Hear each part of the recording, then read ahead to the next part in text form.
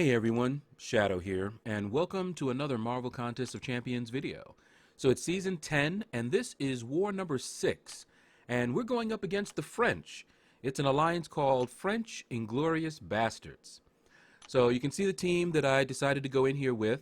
AQ is down right now, so I was able to bring in Corvus and Havoc. I usually have them in Alliance Quest. And of course I brought in Gladiator Hulk for this first path. It doesn't matter who's on it. I'm going to use Gladiator Hulk. He is just a beast for Path 1. Path 1, in case you didn't know, is Starburst. And that activates his Face Me.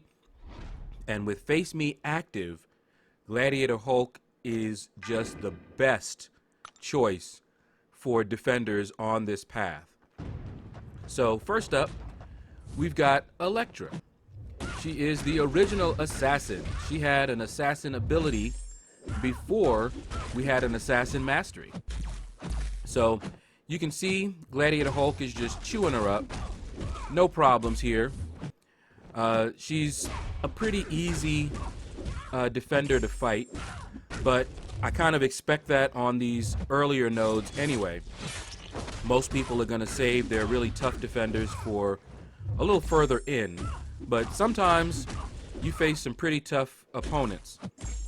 Now at this point, I'm just trying to bait out. She almost caught me with that special. The AI these days likes to intercept with a special. But I was just waiting so that I could throw my special 3. I'm running suicides, so just to kind of preserve my health, you never know when you might need it, I try to limit my specials to a special 3, and down she goes. So not really a problem. The only time I would probably fire off a lot of specials is if I was running out of time. One of the reasons that I took my Gladiator Hulk to rank 4 was that I was worried about him timing out, but I haven't even come close. Alright, so you can see they've already cleared that Kingpin. This is a common occurrence because of our play times. When I get there, he's going to be linked, and I'll clear my link, and by the time they're able to clear him, I'm already asleep. So I get back on, he's already cleared, and Section 2 is ready for me. So I go ahead and hit Section 2, and this first fight can be a little fun. That encroaching stun is not too hard to play around, but it can catch you depending on who you're fighting. So the thing with encroaching stun, you can see that you have a timer there.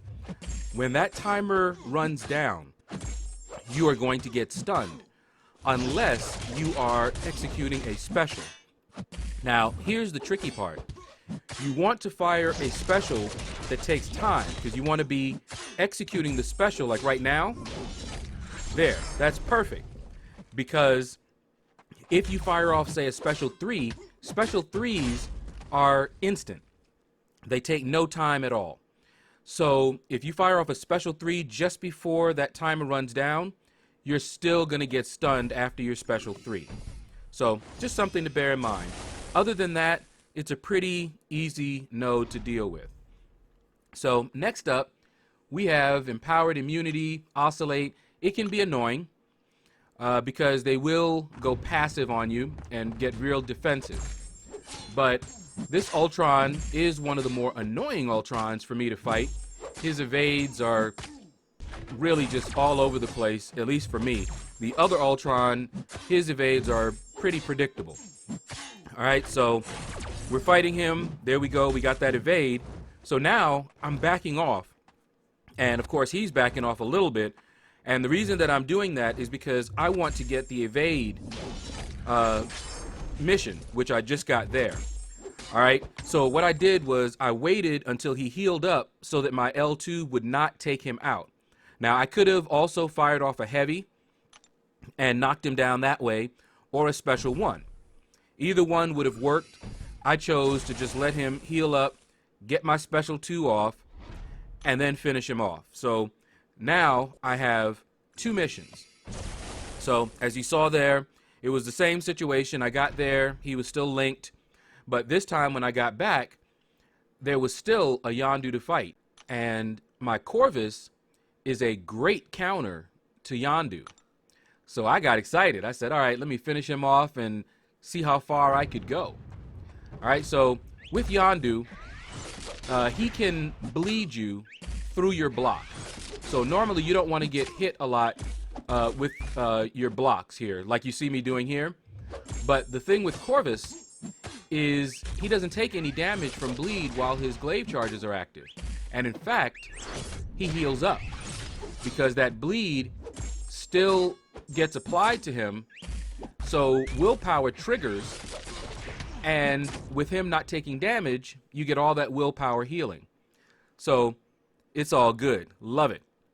And of course, Yondu is a little difficult to parry. You have to parry him just right. You can't parry that arrow. All right, so next up, we've got Medusa. Now, I remember fighting Medusa with Corvus back in the day at lower tier maps. I was able to take her out pretty easily with Corvus. Moved up to the big leagues and got spanked by Medusa. I think it was a rank 5 Medusa, sig like 200. And ever since then, I've had an eye out for her. So we're dealing here with a stun immune. She's not a really beefy Medusa, so we're just chewing her up.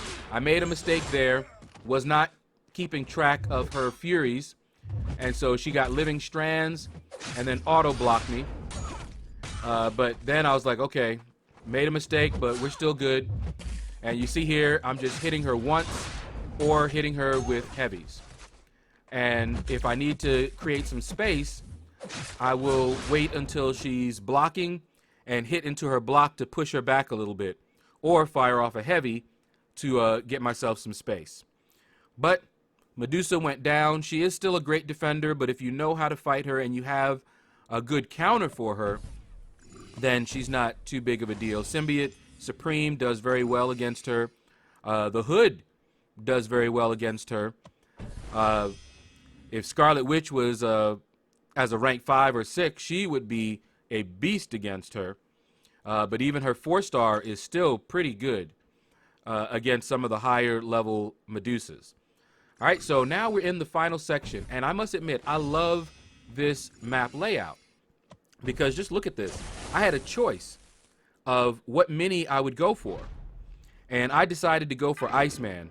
And thinking about it later, I should have asked just to make sure another Corvus user who was planning on taking the boss didn't need this charge. But I saw that I could take out Iceman. Iceman, that cold snap, just like I was telling you before where Corvus was not going to take damage from bleed, he also does not take damage from cold snap. So I'm also healing up from that, just like I would have healed up from the bleed debuff. All right, so you can see here, we're not having too much trouble. And what you saw me do right here, I don't know if you are aware that Corvus has a little bit of a power control, but you saw that I pushed Iceman to a special 3, then fired my special 2 off, and it drained his power a little bit. That is something Corvus does. You can get caught by that, and I have, when you're dealing with a node that reduces the effectiveness of power drains or anything like that, and if you don't know it, you can get caught and he'll have his special 3 and you get wrecked. All right, so that was my last fight of this war. I didn't get a chance to hit up this Killmonger. All right, and as you can see, we were able to get a full clear. We got him down, and all that's left now is to find out how we did in this war. We did go for the win.